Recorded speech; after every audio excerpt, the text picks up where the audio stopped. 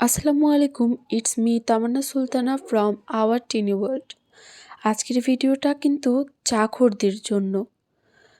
যারা চাখোর আছেন তারা কিন্তু একদম মিস করবেন না এই ভিডিওটি। আজকে দেখাবো অসম্ভব সুন্দর একটি চা, যার নাম হলো কাশ্মীরি চা বা pink T. Let's start the video.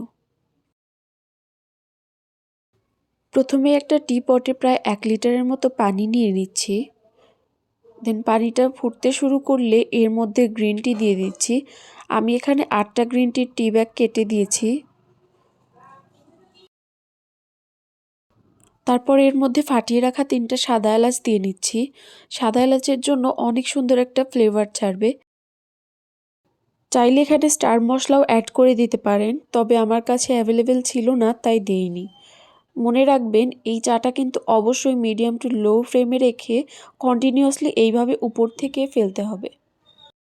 এই চায়ের কালারটা সুন্দর আনতে হলে কিন্তু এই ট্রিকটা অবশ্যই ফলো করতে হবে।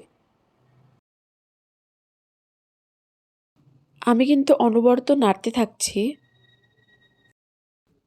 এই তো মোটামুটি 5 মিনিটের মতো জাল করার পরে এর মধ্যে 1 চা চামচ বেকিং সোডা দিয়ে দিচ্ছি।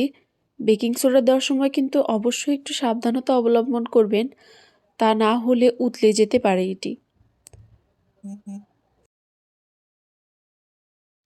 দেখুন চাটা কিন্তু আমি যত নাড়ছি তত এটার কালার আরও সুন্দর হতে থাকছে।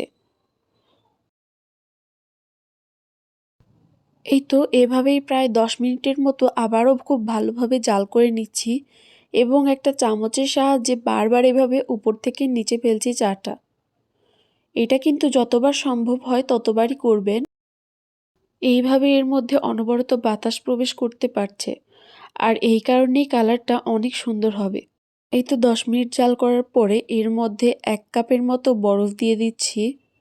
চাইলে বরফ ঠান্ডা পানিও ইউজ করতে পারেন, তবে এইখানে কিন্তু বরফ বা ঠান্ডা পানি ইউজ করতেই হবে।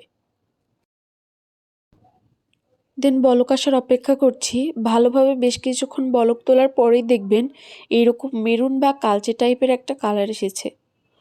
তো এরপরে চুলাটা অফ করে দিচ্ছি। তারপর একটা জারে একটা ছাঁকনির সাহায্যে ছেঁকে নিয়ে নিচ্ছি। দেন কাপের মধ্যে কিছুটা গরম লিকুইড দুধ ঢেলে নিচ্ছি।